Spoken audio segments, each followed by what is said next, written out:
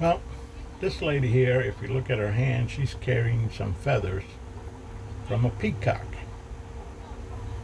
And she actually walked over where I was sitting at the park on one of the tables, and she gave them to me.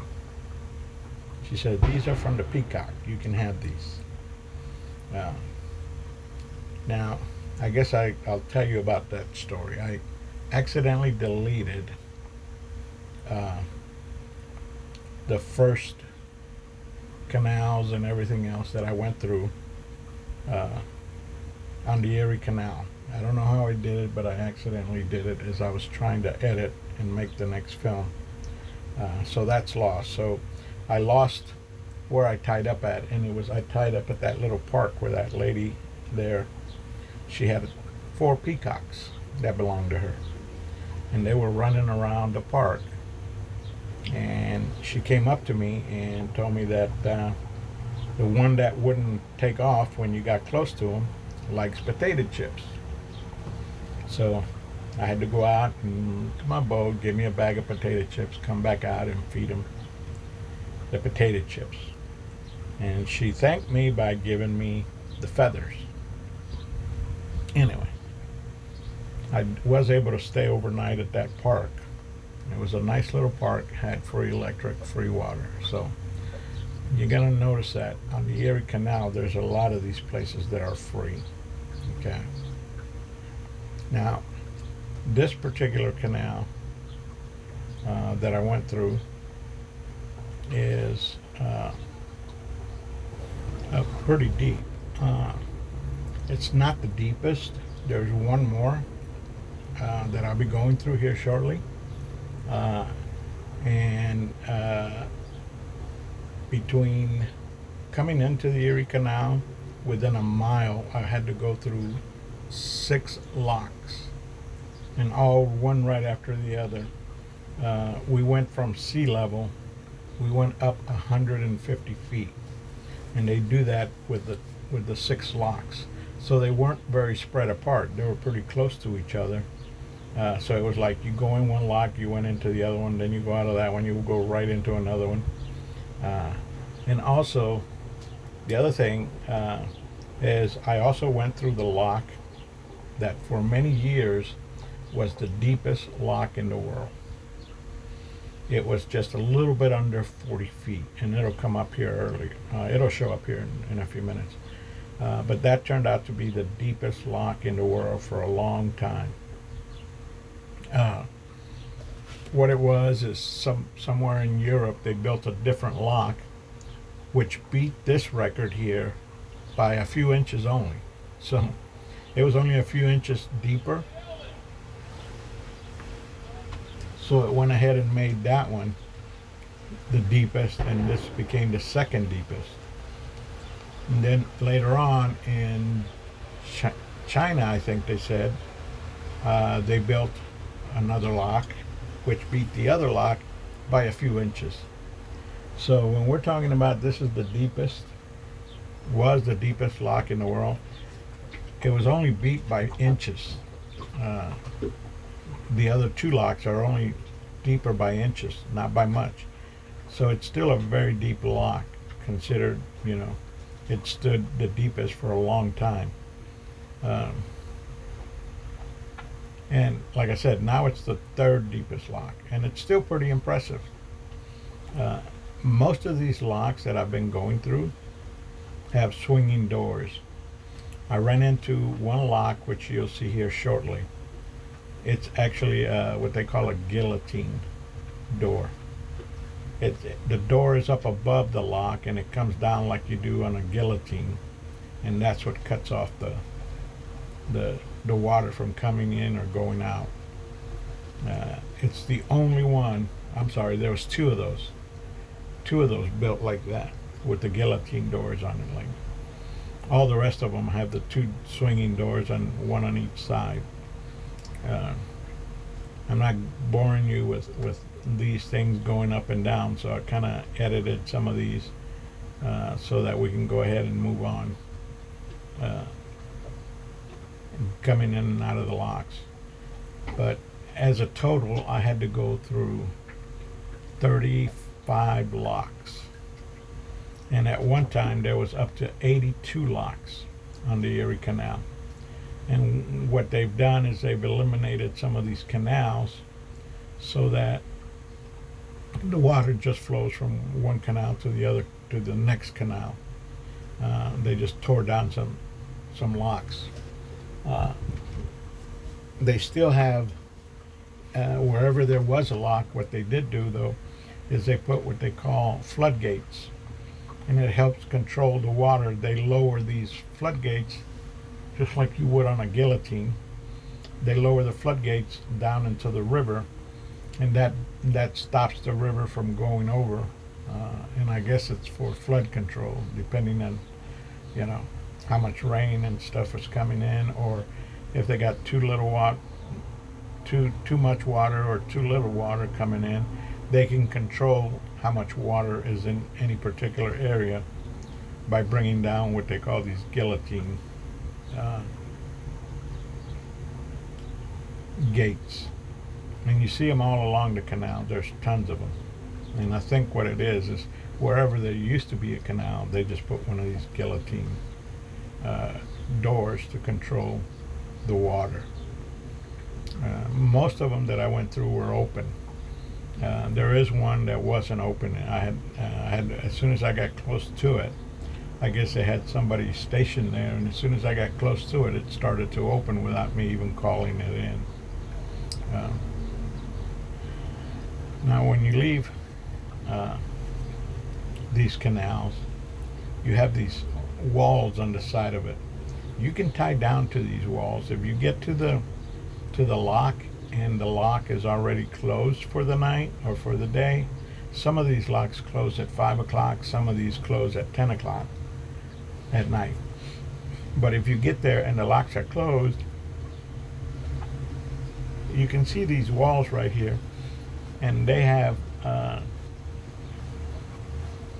these large cleats so that you can tie up and stay there overnight till the next day when they open up the locks. And these are at every lock, so whether you're coming and going.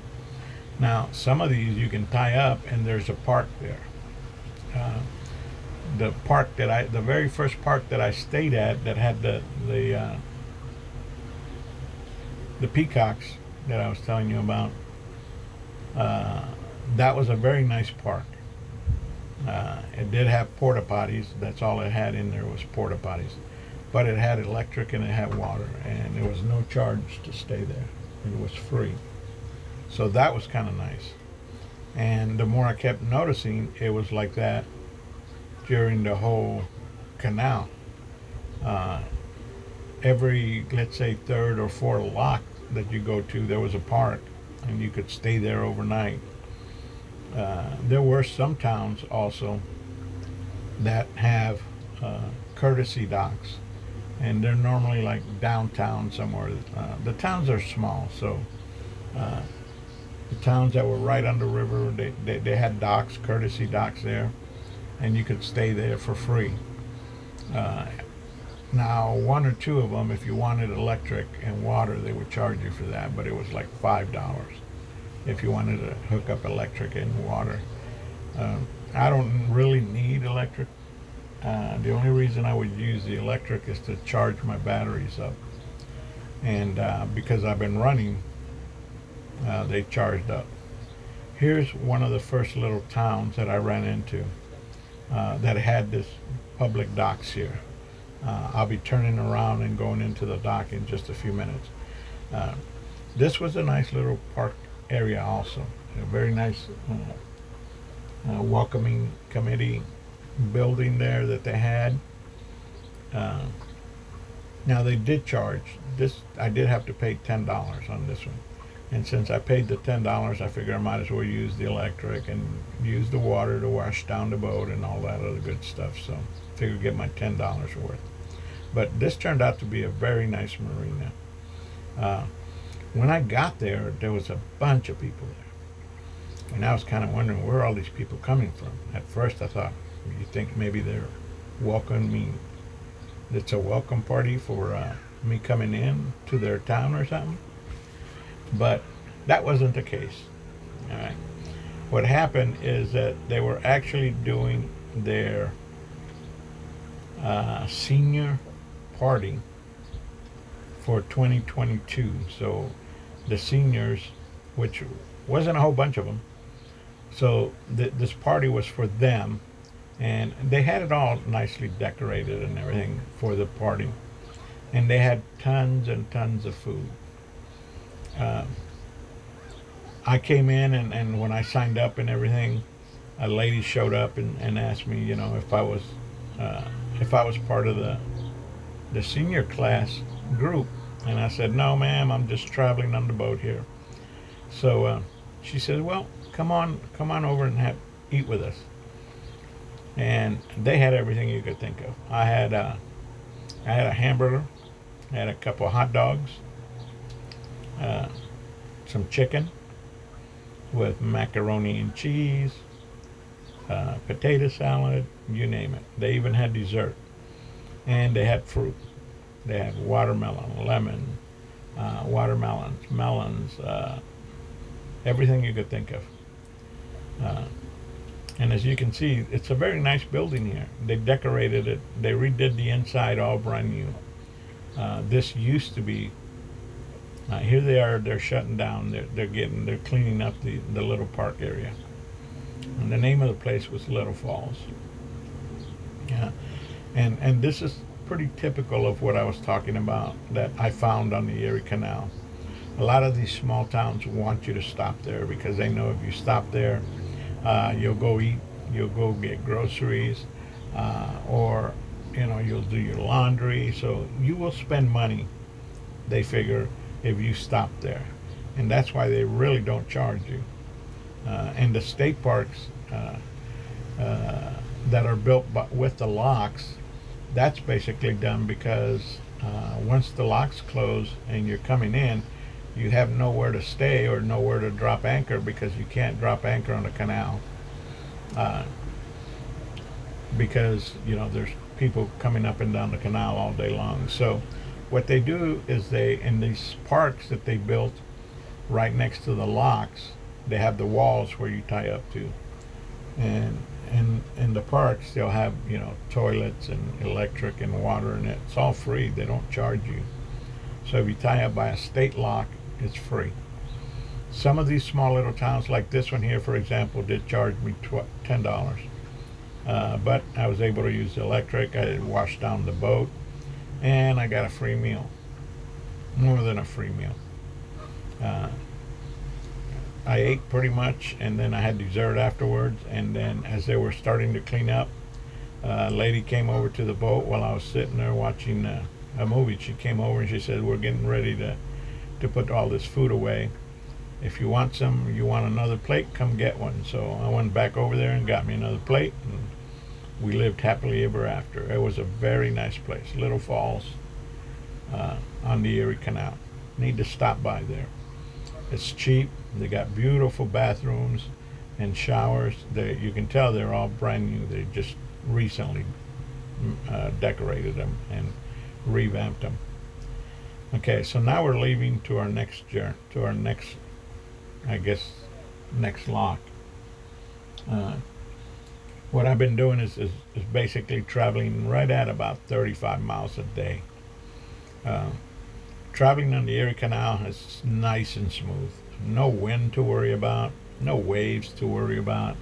The whole trip was pleasant. The whole Erie Canal from the beginning to the end. You can travel nice and quietly. Nobody out there to bother you. I mean, there were some people, other boaters out there, but most of the part, you're pretty much traveling on your own unless you want to travel with somebody else. But I had a great time at that little town there. And here, shortly, we'll be coming into another lock. Now, this is the lock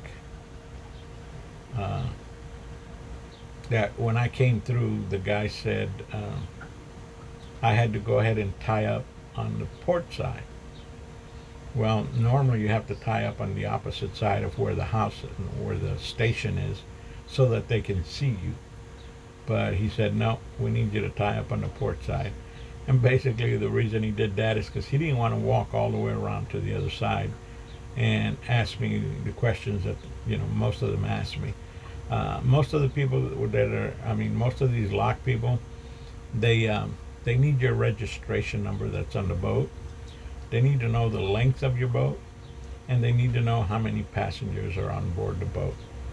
So the only way he can get that information, if I was on the opposite side, is he would have to walk all the way across and go all the way around just to get that information. So he told me to park on the port side, and I did, and he did. He just walked up to me and asked me what size the boat was and how many people on board. Then after that, he said, "Okay, hold on, we're going up." But anyway, like I said, there's 35 of these locks that I went through. It wasn't that bad as I thought it was going to be. Most of them went around pretty smooth. The reason I recorded this one is you see the boat, how it's rocking quite a bit. Well, you're going to see it start kind of leaving the wall and trying to push itself off the wall. Well, that's because the guy that's on the other side did not turn off his engines. He's using his engines to stay away from the wall. So he's reversing them, he's forwarding them, he's giving thrust, he's cutting down the thrust. And every time he does that, the prop wash pushes my boat all over the place, because it is a small boat. So every time he did that, it would just either shake the boat up and I'd have to hold on tight to make sure I didn't go anywhere. And it would also want to push the bow away from the wall. And these guys need to consider, hey, if there's a boat behind you, you got to realize, you can see here I am holding on to the boat line, and the boat is going toward the other way because this guy is running his props. So he's creating a thrust that's pushing my bow out. And then it takes quite a while for me to push it back in because I have one line that I got to hold on to. I can't let go of the line. So what I need to do is just push on that line hard enough, and then sooner or later it'll start coming back. It's not easy to hold on to it when they have that prop wash to deal with. And the bigger the boat, the bigger the prop wash you have. So this guy didn't even consider, the fact that, hey, that prop wash is going to push my boat all over the place. If you remember, if you're a small boat, try and stay ahead of the big boats. Either that, or you're going to get that prop wash like I got right here, and you can see what it's doing to my boat. Went almost all the way around. What I did is I actually turned my motor on, pushed it all the way to the left, and I hit forward just a little bit, just enough to get me started swinging back the other way, and I finally got it to swing back all the way back to the wall. But you need to have some courtesy when you're in the locks. There's no need for you to be running your engines while you're in the lock. The boat ain't gonna go nowhere. If you've got your fenders out and you got two people, like for this boat, you should have two people.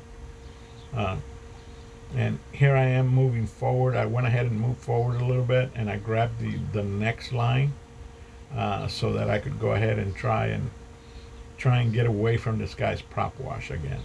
And you can see here I am going again. His prop wash is pushing me off the wall again. But this time it wasn't so bad, so I was able to hold on to it, and slowly I brought myself back.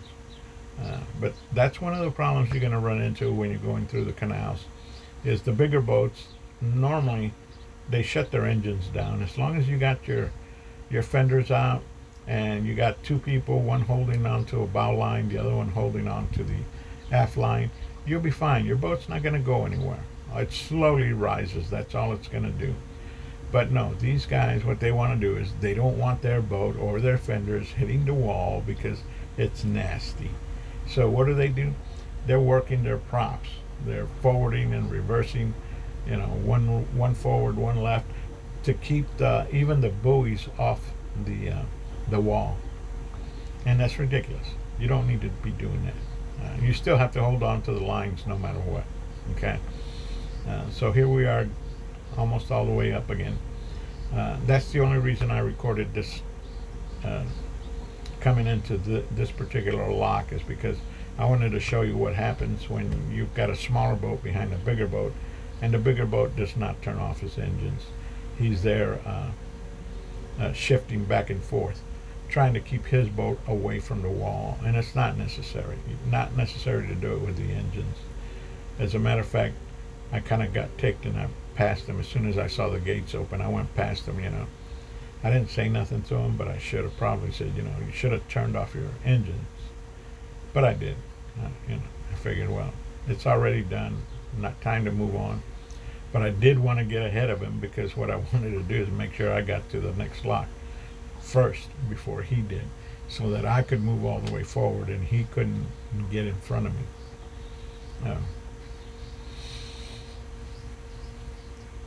And now we're heading out to, I think the next one that we get into is probably going to be the biggest lock. That for years and years it held the record. From the day it was built till recently, it held the record of being the deepest lock in the world. And it's like I said, pretty close to 40 feet. They said it was like 39.25 feet or 39.5 feet. The other ones didn't even, the other two that are built are not even 40 feet. They're right under 40 feet. But they are deeper than this one. So, and they're only deeper by inches.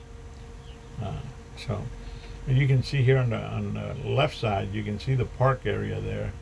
Now you can tie up anywhere along this wall if you want and stay there overnight. And they don't charge you to do that. Here I am. I finally got out of there, and I got to this place where I was going to tie up for the night. And again, I tied up against the seawall. And when you do that in a municipal seawalls, you don't have to pay. They didn't have electric and water there, but I figured, well, I don't need it anyway. But here's where I picked up. I filled up my fuel tanks, and then I went right across before I get underneath the bridge, and I tied up there for the night and stayed there overnight. First thing in the morning, got up, made breakfast, and on my way again. I was going to have to cross the lake, and that was going to be like a 3-hour ride on the lake. Hopefully the weather wasn't very good this day here that I picked up the fuel. You can see the flags blowing on the boats. Well, it was blowing pretty strong, and I looked out toward the lake and you can see the wakes, and I thought, nope, I ain't crossing anyway. So I didn't even think of crossing the lake then. I figured I'll just tie up right here, and there were tons of other boats tied up right next to me, and obviously they were the same way. No, they're not going out on this kind of weather. Now the Erie Canal, you didn't have a problem, because the winds and all of that didn't make a difference, because you're sheltered by trees, or you were sheltered by these large rock formations that they had. So this is about the end of this video. Like I said, I just went ahead and tied up and called it a day for the next day. And shortly here you'll see the wall where I tied up at. It was a pretty nice place, and like I said, I mean, the wall was full of boats. Come that evening, there were boats all along the wall where there was really no more parking or no more tying up on the wall. Now, as you can see, the bridge there, right all along that bridge on the opposite side of the water where I'm heading to, is the wall that you can tie up to, and they don't charge you to tie up there. It's free. Which is a good idea, because obviously, you know, if you stayed at a marina or had to tie up somewhere on a wall and you had to pay, you know, $40, $45, I think I paid as much as $58 to stay in a marina overnight.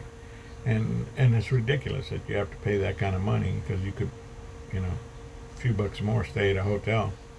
The problem is you'd have to pay for the marina to stay, the boat can stay there, and then pay again for the hotel. So They kind of get you coming and going.